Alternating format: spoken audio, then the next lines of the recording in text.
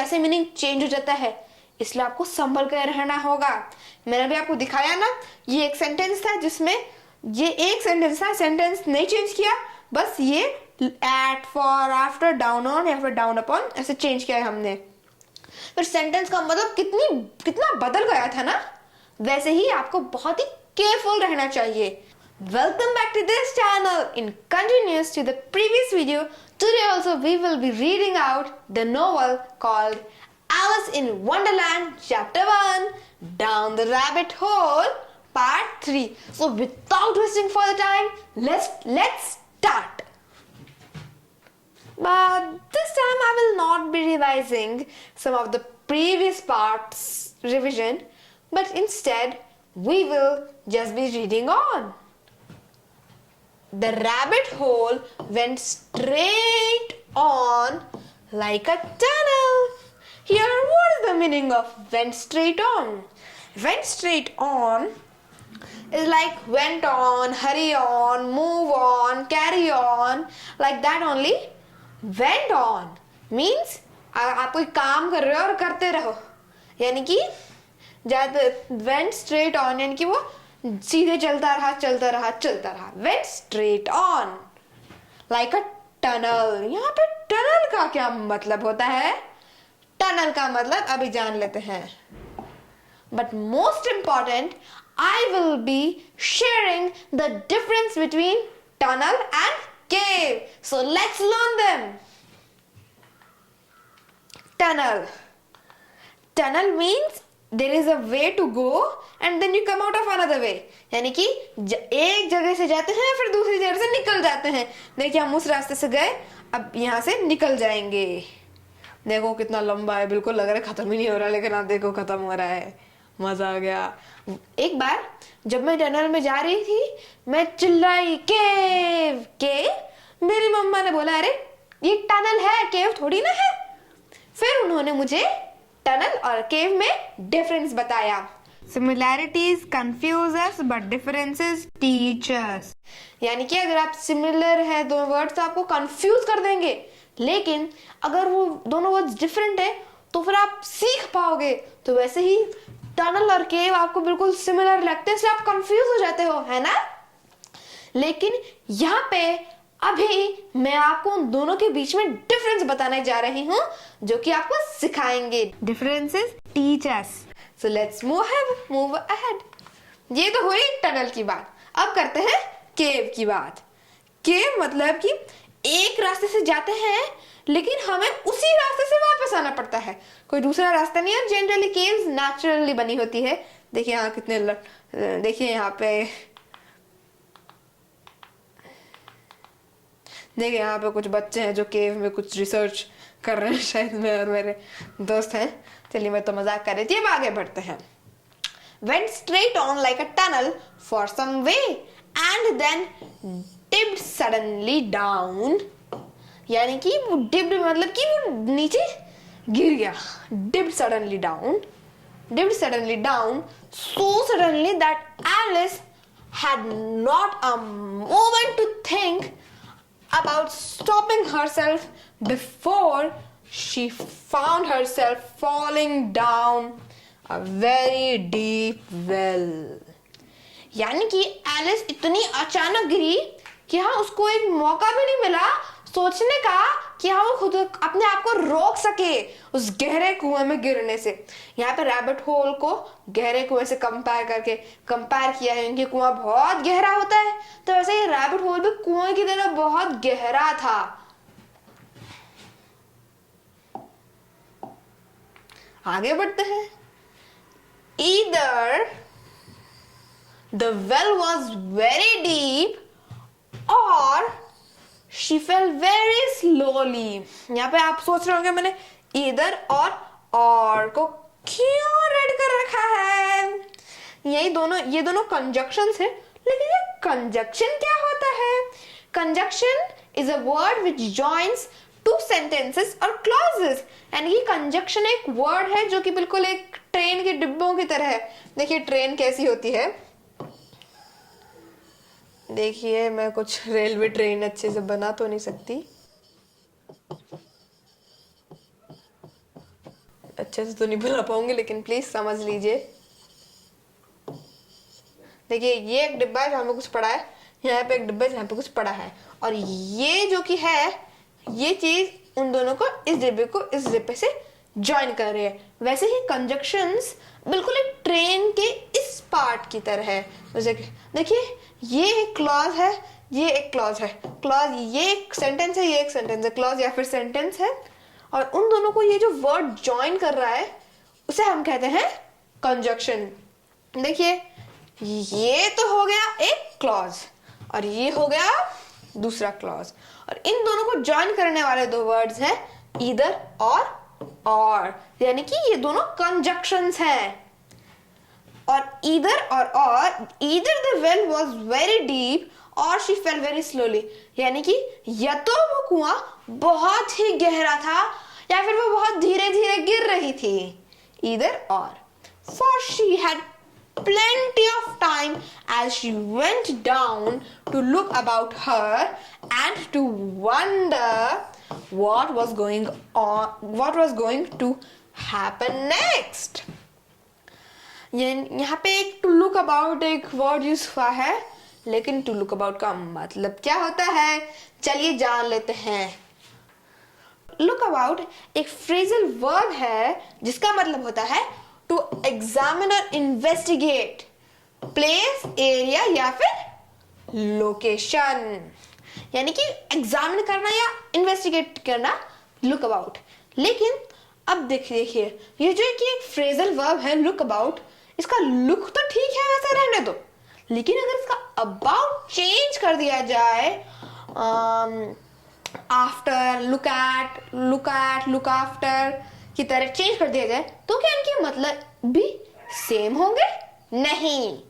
देखिए phrasal verb जैसा है वैसा ही यूज करना चाहिए, वरना फिर अगर ये लुक अबाउट का अबाउट चेंज हो गया तो फिर डिफरेंट मीनिंग्स आ जाएंगे। देखिए एक सेंटेंस है she is looking at the child, यहाँ पे लुकिंग एट द चाइल्ड यानी वो बच्चे को देख रही है। She is looking at the child, she is looking for the child, यानी कि वो बच्चे को ढूंढ रही है। She is looking after the child, यानी कि ये वो बच्चे की देखभाल कर रही है। She is looking down on या फिर डाउन अपॉन द चाइल्ड, यानी कि वो बच्चे को नीचा दिखा रही है या फिर तुच्छ है ये बच्चा, ऐसे नजरों से देख रही है। देखो अगर मैं लुक अबाउट की बजाय at, away, forward to, for, after, look down on या डाउन अपॉन लगा दो, कैसे मीनिंग चेंज हो जाता है। इसलिए आपको संभल कर रहना होगा। कहीं आपने अबाउट, अगर आप ये फ्रेजल वर्ब यूज कर रहे हो और आपने ऑन की जगह कुछ और लगा दिया, फिर आपके सेंटेंस का पूरा मतलब ही चेंज हो जाता है। मैंने भी आपको दिखाया ना, ये एक सेंटेंस था जिसमें ये एक सेंटेंस था, सेंटेंस नहीं चेंज किया, बस ये at, for, after, down on या फिर डाउन अपॉन ऐसे चेंज किया है हमने। फिर सेंटेंस का मतलब कितना बदल गया था ना। वैसे ही आपको बहुत ही केयरफुल रहना चाहिए। अगर आप एक भी फ्रेजल वर्ब का लास्ट वर्ड जो कि मैंने अभी आपको दिखाया चेंज कर दोगे तो पूरा सेंटेंस ही चेंज हो जाएगा। देखिए लुक अबाउट के बजाय मैंने एट लगाया तो मतलब हो गया देखना, एट की बजाय अवे लगाया, लुक अवे यानी कहीं और देखो, लुक अवे का मतलब कहीं और देखो। लेकिन आप ये वीडियो देखते रहिए, कहीं और मत देखिए, ये वीडियो देखते रहिए। Don't look away, look away. और दूसरा है लुक और तीसरा है लुक फॉरवर्ड टू।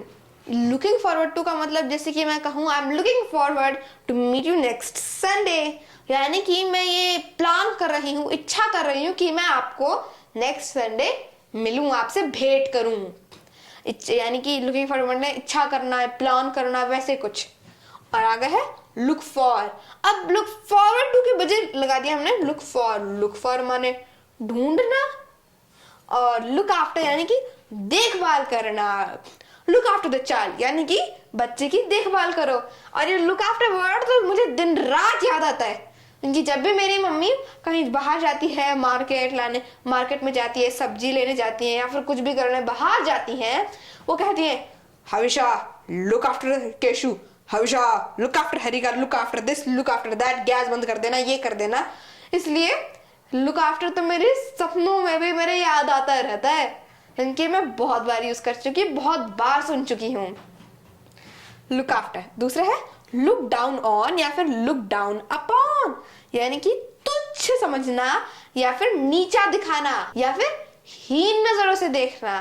फिर क्या, ये तो बच्चा तुच्छ है, ये क्या कर लेगा, ऐसे कहते हैं लुक डाउन ऑन या look down upon. She is looking down on या फिर डाउन अपॉन द चाइल्ड, यानी कि वो बच्चे को नीचा दिखा रही है, उसे तुच्छ समझ रही है। चलिए आगे बढ़ते हैं। She had plenty of time as she went down to look about her and to wonder what was going to happen next. यहाँ पे to wonder का क्या मतलब होता है, चलिए ये भी समझ लेते हैं।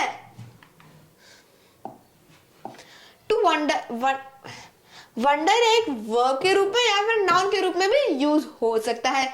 वर्ब के रूप में इसका मतलब होता है, वर्ब के रूप में इसका मतलब होता है to think about things in a questioning and sometimes doubting way, यानी किसी चीज के बारे में सोचना, एक क्वेश्चनिंग या फिर डाउटिंग वे में सोचना, एक क्वेश्चनिंग या फिर डाउटिंग वे में सोचना, उसे कहते हैं वंडर। और अगर हम इसे कैसे यूज करें, नाउन की तरह यूज करेंगे, तो फिर इसका मतलब होगा a feeling of great surprise and admiration. Admiration, यहाँ पे ध्यान दीजिए, यहाँ पे मैंने एडमायरेशन नहीं कहा, मैंने कहा है एडमरेशन। एडमरेशन। अब आप सोच रहे होंगे कि हाँ एडमरेशन ये थोड़ा अजीब लग रहा है, चलो ये तुम नहीं हमेशा तो गलत बोल रही है, एडमायरेशन ही होता है। नहीं, मैं सच कह रही हूँ, अगर भरोसा नहीं होता तो सर्च कर लीजिए, एडमरेशन होता है। ये फीलिंग ही मुझे तब आई थी जब मैं आज ही जब मैं अपनी मम्मा के साथ पढ़ रही थी, ये वर्ड बुक में आया और फिर मेरी मम्मा ने admiration, she was reading out the book for me, यानी कि वो मेरे लिए किताब पढ़ रही थी। फिर जब ये एडमरेशन वर्ड आया तब उन्होंने एडमरेशन प्रोनाउंस किया, फिर मैंने मार्क आउट किया, मम्मा ये एडमायरेशन है। फिर मेरी माँ ने मुझे समझाया कि नहीं, कभी कभार जो चीज सच है उसे हम थोड़ी अटपटा भी लगता है, लेकिन जो सच है वो तो सच ही रहेगा ना, चाहे आप 1000 बार सोच ले ये है वो है, ये है वो है, सच तो सच ही है ना। तो वैसे ही एडमरेशन है, तो मम्मा ने कहा गूगल पर सर्च कर लो, और देखा तो भैया एडमरेशन ही है। तो इसलिए कभी कभार हमें लग सकता है कि ये तो गलत है, लेकिन हमको कंफर्म करे बिना नहीं, ऐसे जज नहीं करना चाहिए। एडमरेशन, तो इसका करेक्ट प्रोनाउंसिएशन क्या है, admiration, a feeling of great surprise and admiration. अब ये सारे एग्जाम्पल्स हैं, आप मुझे बताइए और फटाफट से कमेंट बॉक्स में लिख के बता दीजिए कि हाँ ये जो सारे वर्ड्स हैं, ये यहाँ पे वंडर को, यहाँ पे कहाँ है, यहाँ पे जो ये वंडर को वर्ब के रूप में यूज किया है या फिर नाउन के रूप में यूज किया है, मुझे जल्दी से कमेंट बॉक्स में लिख के बता दीजिए, और मैं भी आपके लिए इसको पढ़ने वाली हूँ। चलो पढ़ते हैं। I often wonder about these kids, यानी कि मैं कभी कभार इन बच्चों के बारे में सोचती हूँ, एक क्वेश्चनिंग या फिर डाउटिंग वे में। आई wonder what she is doing here, मैं सोच रही हूं कि यहाँ पे क्या कर रही है। एक और आखिरी है, don't you ever wonder if he is happy, क्या तुमने कभी सोचा है कि वो खुश है।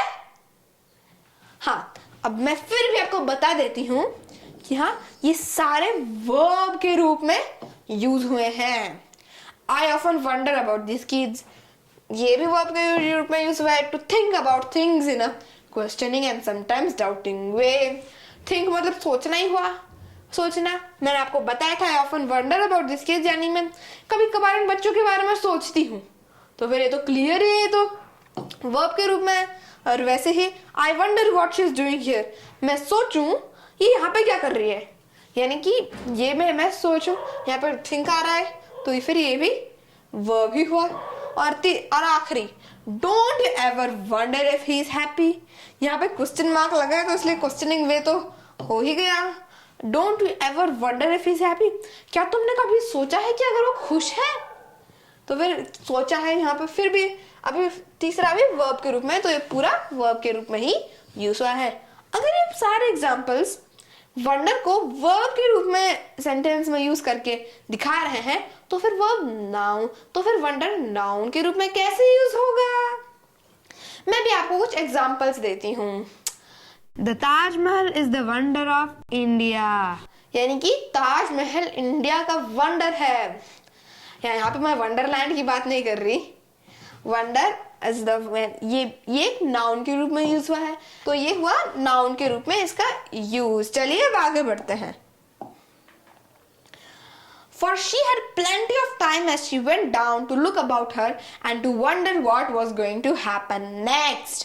यानी कि जब वो गई थी उसके पास काफी समय था या फिर बहुत ज्यादा समय था ये सोचने के लिए, ये सोचने के लिए या फिर खुद को ये एग्जामिन करने के लिए या फिर खुद को इन्वेस्टिगेट करने के लिए और वंडर करने के लिए कि वो आगे क्या होगा। वंडर करने के लिए यानी ये कि यहाँ पे वर्ब के रूप में यूज हुआ है, मैं आपको बता दूं कि यानी कि ये सोचने के लिए कि हाँ आगे क्या होगा।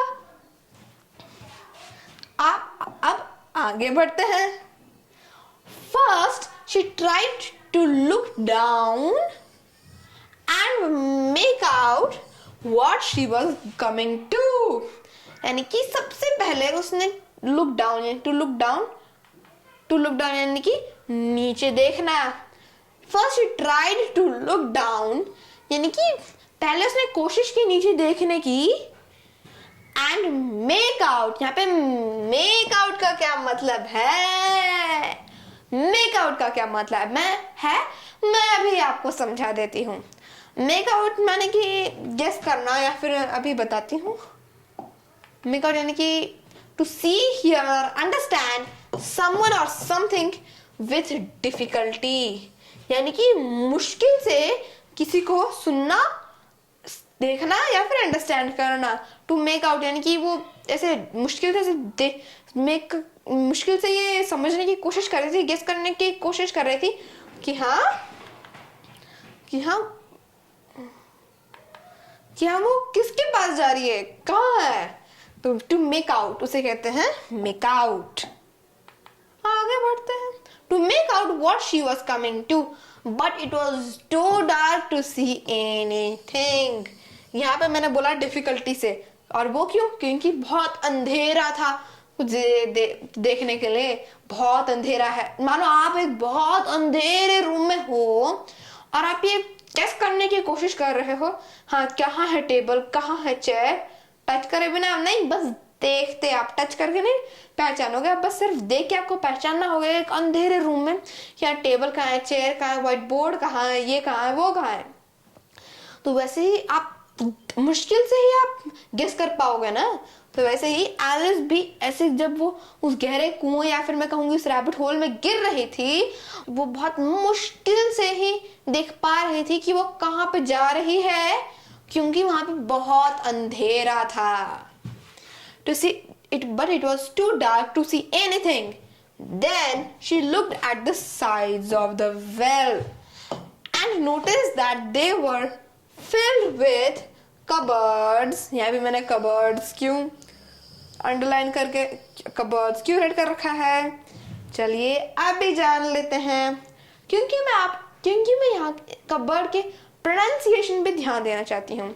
कुछ लोग बोलेंगे ये तो हो गया कप और ये तो हो गया बोर्ड, तो हो गया कप बोर्ड। ये कोई प्रोनाउंसिएशन थोड़े है ना है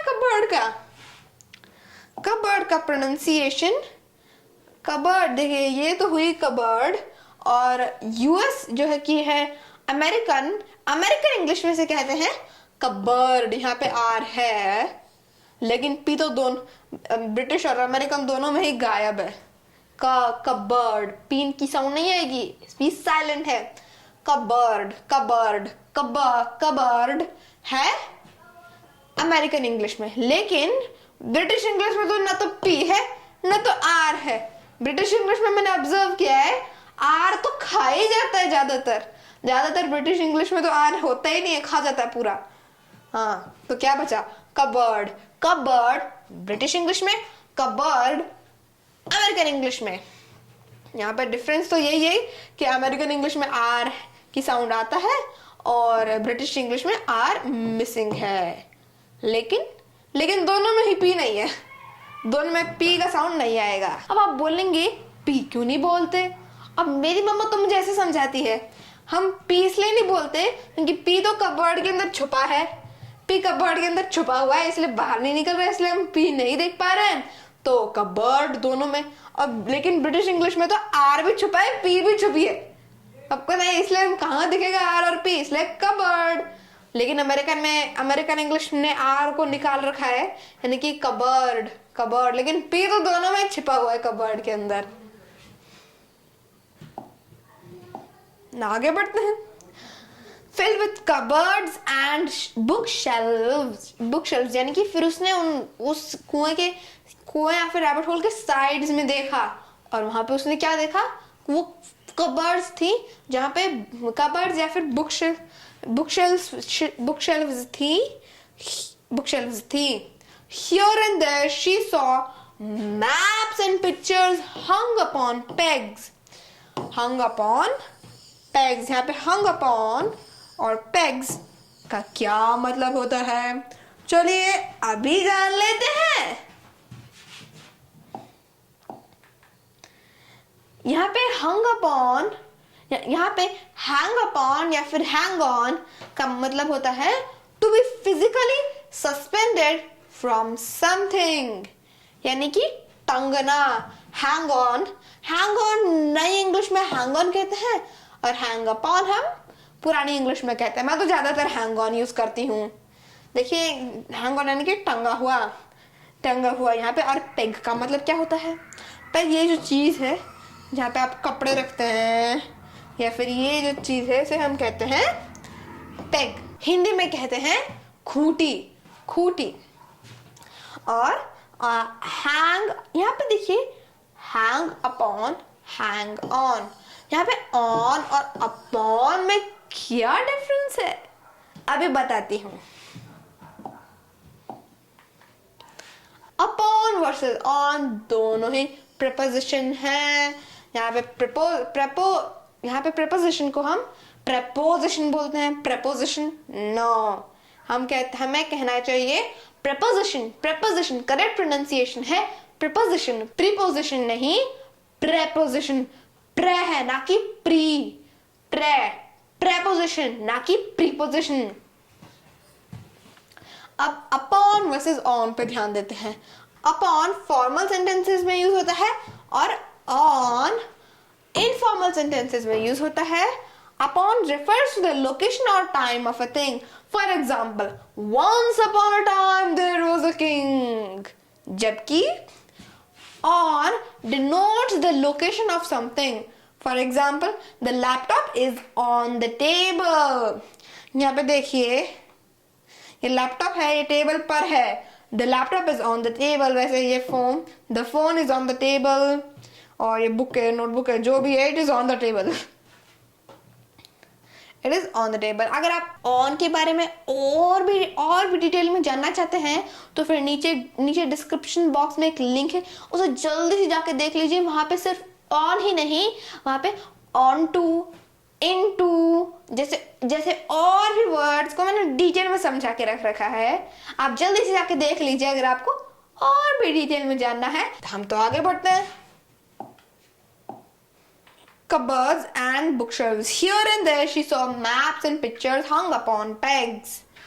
यानी कि जब बुक्स के साइड्स में देख रही थी, उसे बुक्स के साइड्स में कबर्ड्स और कबर्ड्स या फिर बुकशेल्व्स दिखी, और उसे पेग्स पे टंगे हुए मैप्स भी दिखे। ये तो सारी पढ़ाई की चीजें हैं, है ना। To be continued. Bye bye. See you in the next video. और मुझे पार्ट 4 में जरूर मिलेगा ताकि हम कहानी को और भी फर्दर बढ़ा सके। Bye bye. See you in the next video. And yes, if you have liked this video, then don't forget to give me a big thumbs up. And if you are new in this channel, then don't forget to click the subscribe button below. Bye bye. See you in the next video.